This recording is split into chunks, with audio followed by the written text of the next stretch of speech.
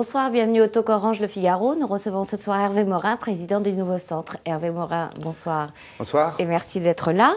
Vous réunissez demain un Conseil national extraordinaire. Qu'allez-vous dire à vos militants? Je vais très clairement leur dire trois choses. La première, c'est que nous devons porter un projet centriste pour la France, que nos idées sont résolument modernes, sont résolument d'actualité, que nous avons souvent eu raison avant les autres. Pour prendre un seul exemple, nous avons toujours expliqué que l'euro avait un vice de construction si, avec la construction monétaire, il n'y avait pas une puissance économique, industrielle qui portait un projet commun. Je vais leur dire aussi que nous sommes déterminés à ce qu'il y ait un candidat à l'élection présidentielle. Oui, vous avez une formule dans la motion, je crois. C'est dans la motion une formule extrêmement claire, puisque nous disons que pour porter notre projet politique, il faut absolument un candidat centriste.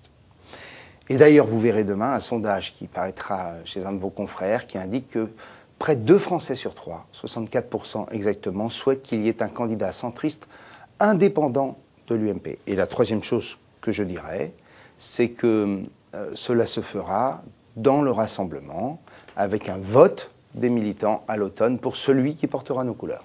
Alors cette candidature centriste indépendante, Nicolas Sarkozy était contre. C'est même pour cette raison, à vous entendre, qu'il vous a remercié lors du dernier remaniement. Est-ce qu'à votre connaissance, il a changé d'avis? Écoutez, je n'ai pas eu l'occasion d'en discuter avec lui. J'avais eu le sentiment, lors des discussions que nous avions eues au mois d'octobre, que sa position avait évolué. La vie politique, vous savez, est faite d'évolution. En présentant ses vœux à la presse, Jean-Louis Borloo, mardi, a pris ses distances vis-à-vis du gouvernement et de l'UMP. On l'écoute, si vous voulez bien. On peut avoir le sentiment, en ce début d'année, que l'équipe est un peu sur la défensive sur un certain nombre de sujets. Dans toute action gouvernementale, il y a des trous d'air. Elle encourage également à accélérer sur la réforme de la fiscalité. Pourquoi attendre pour l'abrogation du bouclier fiscal? J'observe que Maurice Leroy approuve quand Jean-Louis Borloo dit qu'un gouvernement a des trous d'air. Et vous? Non, mais c'est bien pour un membre du gouvernement. C'est précisément la question que j'allais vous poser. Et vous, est-ce que vous avez observé des trous d'air? Non, ce que j'ai observé, au moins dans la vie politique, dans la vie politique française, c'est une bizarrerie qui amène à ce qu'on entende plus parler du secrétaire général du parti principal, majoritaire, que du Premier ministre, alors que dans la tradition, c'est plutôt le Premier ministre qui est le chef du gouvernement et de la majorité. Ça, c'est au moins une curiosité. Pour le reste, c'est vrai qu'au lendemain d'un remaniement, en général, il y a une ébullition de projets, de propositions, de formules, bref, tout le monde y va de son projet pour son ministère. Et que là, on ne peut pas dire que nous ayons vu des propositions extrêmement fécondes. Et comment expliquez-vous qu'on entende davantage Jean-François Copé, puisque c'est lui dont il s'agit, que François Fillon? Parce qu'il innove, il propose, il sort des sentiers battus. Copé a effectivement ouvert plusieurs débats sur la fiscalité, sur les 35 heures. Christian Jacob, son ami, président du groupe UMP, l'a fait sur la fonction publique. Borloo a critiqué l'ouverture de ces débats en les qualifiant d'inutiles et de malvenus. Quel est votre sentiment là-dessus? Non, ces débats sont utiles, au moins sur certains d'entre eux. Sur le statut de la fonction publique, en effet, il est inutile. On ne devient pas fonctionnaire simplement pour avoir un statut. On devient fonctionnaire parce qu'on a la vocation et on a la volonté de servir la chose publique. Vous savez, quand vous êtes enseignant-chercheur ou quand vous êtes post-doc à 2500 ou 3000 euros par mois, vous ne le faites pas pour être simplement dans la fonction publique. C'est parce que vous avez une vocation. Et on peut le dire pour des centaines de milliers de fonctionnaires en France. Quand vous êtes infirmier ou infirmière, vous ne le faites pas uniquement pour avoir la garantie de l'emploi. Bien sûr, mais il y a aussi un problème de chercheurs français qui justement sont beaucoup mieux payés à l'étranger et qu'on a beaucoup de mal à faire revenir. Eh bien, il n'empêche que ces chercheurs français, s'ils décident de rentrer dans la fonction publique, ça n'est pas simplement parce qu'ils y ont un statut, c'est parce qu'ils ont une vocation, ils ont envie, ils ont une ambition pour leur pays à travers les programmes dans lesquels ils souhaitent travailler. Deuxième sujet, les 35 heures. Ça, c'est un vrai sujet, parce qu'il s'agit d'une erreur culturelle majeure, autant qu'économique. Ça repose sur l'idée que moins on travaille, plus on est heureux. Moi, je pense que ça fait sens de travailler, que ça participe à la construction de l'homme. En revanche, le poser, comme l'a fait Jean-François Copé, c'est une erreur. Pourquoi ? C'est pas 35 ou 39 heures. C'est ce que je défends depuis 1998, ayant été porte-parole de l'UDF à cette époque contre Martine Aubry.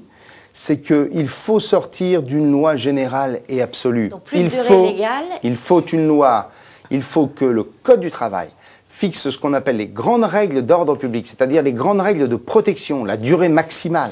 Qui peut être la durée européenne qui est à 44 heures par semaine. Pourquoi pas? La durée maximale, le repos hebdomadaire, le repos quotidien, la durée maximale dans une journée. Voilà ce qui doit relever, il y a un certain nombre d'autres règles qui relèvent du Code du travail et de la loi. Et après, il appartient à chaque branche de déterminer les conditions d'application de ces règles de principe et de protection. Pourquoi? Parce que d'un secteur à l'autre, les conditions d'activité sont radicalement différentes. Vous voyez bien que dans l'industrie, là où l'investissement est considérable, on était bien avant les 35 heures souvent passé à des 35 ou des 32 heures. Oui. Et que de l'autre, vous avez des secteurs d'activité où le facteur travail est essentiel, le tourisme, l'agriculture, où on doit déterminer des conditions de travail différentes. Et c'est aux partenaires sociaux, en fonction des spécificités des branches, de le déterminer. Il faut faire comme les Allemands, il faut faire comme les pays scandinaves et arrêter d'empiler texte après texte sur ces sujets. Ce que vous décrivez, c'est à peu près le système que propose Hervé Novelli et qu'il proposait déjà en 2004 lors de la mission parlementaire. Et que moi je proposais, s'il vous plaît, avant Hervé Novelli en 1998. Ce que j'observe, c'est que Hervé Novelli dit cela, mais j'observe que Jean-François Copé, c'était retour aux 39 heures, ce qui n'est pas tout à fait pareil. C'est pas tout à fait ça non plus, mais enfin, on ne va pas y passer des heures. Jean-Louis Borloo, qui est donc beaucoup plus critique que vous sur l'ouverture de ces débats, s'est démarqué suffisamment, selon vous, pour franchir une étape dans cette marche vers l'indépendance que vous lui demandez d'accomplir? Écoutez, c'est à lui d'en déterminer. Ma vie politique n'est pas déterminée par les autres. Moi, j'avance, je suis déterminé.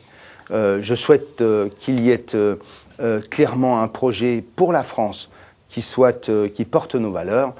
Après, ce que font les uns et les autres n'est pas ma préoccupation de tous les jours. Il a fixé un calendrier pour son parti. Il réunira le 15 mai ses militants pour leur soumettre l'idée de quitter l'UMP et peut-être celle d'une candidature. Est-ce que ce calendrier est compatible avec le vôtre? Écoutez, moi, mon calendrier, il m'appartient. Ce calendrier, c'est celui de continuer mon Tour de France, d'aller à la rencontre de ces forces d'innovation, d'anticipation, d'expérimentation extraordinaires qui existent dans tout le pays et qui inspirent et qui peuvent donner du contenu et du sens à un programme. Après viendra le moment de ces accords partisans. C'est une histoire entre vous et les Français. C'est pas simplement la construction d'un rassemblement, aussi utile soit-il. Mais le choix du candidat sera par accord d'appareil ou par primaire éventuellement? Pour nous, ce sera très clairement désigné par les militants. Désigné par les militants du Nouveau Centre. Et ensuite? Et après, c'est la vie qui continue. D'accord, c'est une formule un peu vague et qui est propice à tous les dispositifs possibles. Vous allez recevoir en tant que député Nouveau Centre avec vos collègues du groupe François Fillon mardi. Qu'allez-vous lui dire, ce que vous venez de dire sur les trous d'air? Je vais lui dire que j'ai une énorme préoccupation qui est la question du déficit et de l'endettement du pays, que les hypothèses de construction budgétaire sont des hypothèses extrêmement fragiles, et qu'il y a pour la France une réalité, qui est celle que l'endettement du pays peut nous amener, à court ou moyen terme, à une crise aussi brutale que celle qu'ont connue les Grecs ou les Irlandais. Et vous allez lui proposer des solutions? Vous allez juste lui exposer un problème qu'il connaît vraisemblablement très bien. Eh bien, les solutions, nous en avons déjà mises sur la table pour un certain nombre d'entre elles. Je vous rappelle que les centristes ont été ceux qui ont expliqué, la règle d'or, depuis 2008... Oui. Qu'il fallait à la fois une règle qui interdit les déficits de fonctionnement. Aujourd'hui, il semblerait que maintenant, 2 ans plus tard, on trouve que c'est une bonne idée. J'observe que nous avons évoqué la réduction des niches fiscales à hauteur de 10 milliards d'euros. À l'époque, le gouvernement nous disait c'est impossible. Finalement, on y arrive. Eh bien, je vous lance une 3e proposition. Il va nous falloir un jour ou l'autre s'attaquer aussi aux niches sociales, aux réductions de cotisations qui sont accordées dans un certain nombre de cas alors qu'elles ne sont pas d'une utilité avérée pour la création d'emplois. Est-ce qu'il faut aussi explorer la voie d'une augmentation de la TVA et ou de la CSG, comme le propose le MEDEF dans un rapport sur le problème du coût du travail en France? Écoutez, moi je défends depuis très longtemps une nouvelle assiette des cotisations sociales. Je pense qu'on ne peut pas faire peser la totalité de notre protection sociale sur ce qu'il y a de plus précieux, de plus cher et de plus fragile qu'est l'emploi. Et je défends depuis des années le passage d'une partie de nos cotisations sociales sur des impôts dédiés à la consommation. Donc TVA. Qui peut être la TVA, qui peut être la taxe carbone, qui peut être un mixte d'un certain nombre d'impôts, parce qu'il faut qu'à un titre ou à un autre, les importations provenant des pays à faible protection sociale, que ces produits-là paient une partie de notre protection sociale, notamment au moment de l'acte de consommation. Eh bien, moi, je défends une idée qui me semble frapper tellement du bon sens qu'elle est aujourd'hui la solution des Allemands, des pays scandinaves, des Autrichiens et d'autres pays qui sont en train de travailler sur ce sujet. Dernière question, elle concerne le Sénat. Le président du groupe centriste au Sénat, Nicolas About, va siéger au CSA. Sa nomination vient d'être annoncée. Qui pour le remplacer? Un homme ou une femme qui porte l'indépendance de la famille centriste. Il y en a qui ne la portent pas au sein du groupe. Non, mais qui a les épaules pour faire en sorte que les centristes soient entendus au sein de la Haute Assemblée. Nous n'aurons pas de nom. Hervé Morin, merci quand même d'être venu. Bonsoir et à lundi pour un nouveau Talk Orange Le Figaro. Nous recevrons Michèle Tabarot qui est la présidente UMP de la Commission Culture de l'Assemblée. Au revoir.